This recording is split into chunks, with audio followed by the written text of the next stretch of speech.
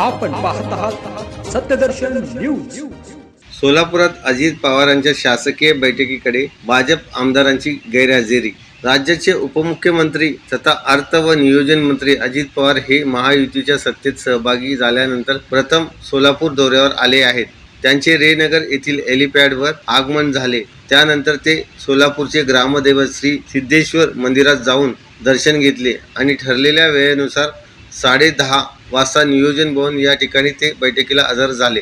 नियोजन भवन मध्ये झालेल्या बैठकीत राष्ट्रवादीचे आमदार यशवंत माने, अपक्ष आमदार संजय मामा शिंदे हे दोनच आमदार उपस्थित असल्याचे पाहायला मिळाले। त्या बैठकीला जिल्हाधिकारी कुमार आशीर्वाद, पोलीस अधीक्षक शिरीष सरदेशपांडे, महापालिकेचे आयुक्त शीतल तेली उगले, पोलीस आयुक्त राजेंद्र माने, जिल्हा परिषदेचे अतिरिक्त मुख्य कार्यकारी अधिकारी संदीप गोहिनकर, अपर जिल्हाधिकारी तुषार ठोंबरे, निवासी उपजिल्हाधिकारी दादासाहेब कांबळे, जिल्हा नियोजन अधिकारी दिलीप पवार यांच्यासह सर्व विभागाचे प्रमुख अधिकारी या बैठकीला उपस्थित असल्याचे फोटोमध्ये दिसत आहे। अजित पवार हे राज्याचे अर्थ व नियोजन मंत्री असताना सोलापूरच्या विविध विकास कामाच्या निधीचा प्रश्न असताना सोलापूर जिल्ह्यातील भाजप आमदार या बैठकीला उपस्थित राहणे गरजेचे आहे।